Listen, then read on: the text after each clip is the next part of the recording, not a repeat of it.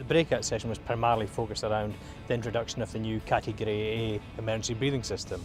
That falls out of the CAA's CAP 1145 report, which gives us a series of actions and recommendations as an industry to which we have to respond. And the EBS, the emergency breathing system, is just 2 recommendations in the overall 60-odd recommendations. So we're directly in the middle of what is probably a very challenging, very complex project, which, introducing a new equipment from basically a blank sheet of paper in a short period of time has, presented industry a huge collaborative challenge. To date, we are in a really good space. Everything that we think should happen is happening in the sequence that it's planned to do. That doesn't mean to say there isn't any risk, because we have to have this introduced and being used by the 1st of September.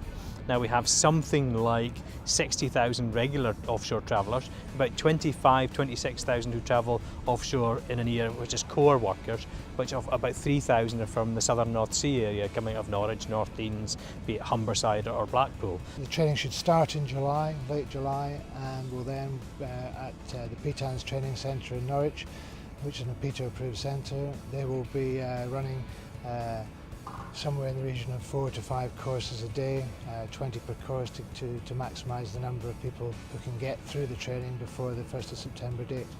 The training comprises of what I would like to say is a very simple 90-minute training session. It'll be done in a very controlled and approved environment, so it'll be done through a PETO, the PETO approved training provider network. Here in Norwich it'll be done directly with PTANS, and they'll have an approved instructor who will deliver familiarisation with equipment, how to look after it, how to wear it, how to deploy it in the event of an emergency, which of course we must remember is still a very unlikely event.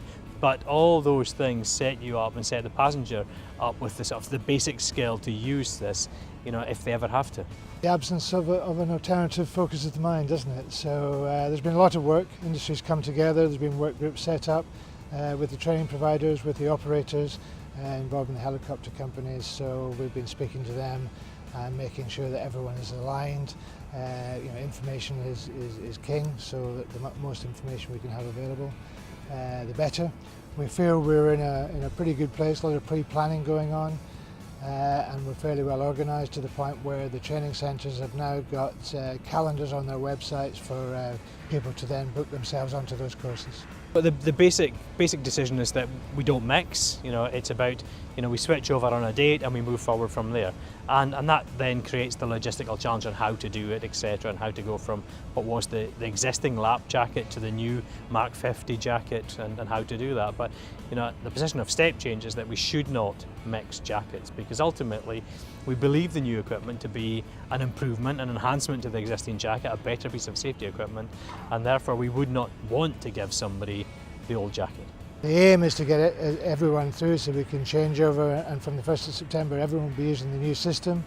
But obviously we just need to keep in the back of the mind that if there's any delays to the training or introducing the equipment, we may just have to have a contingency in place.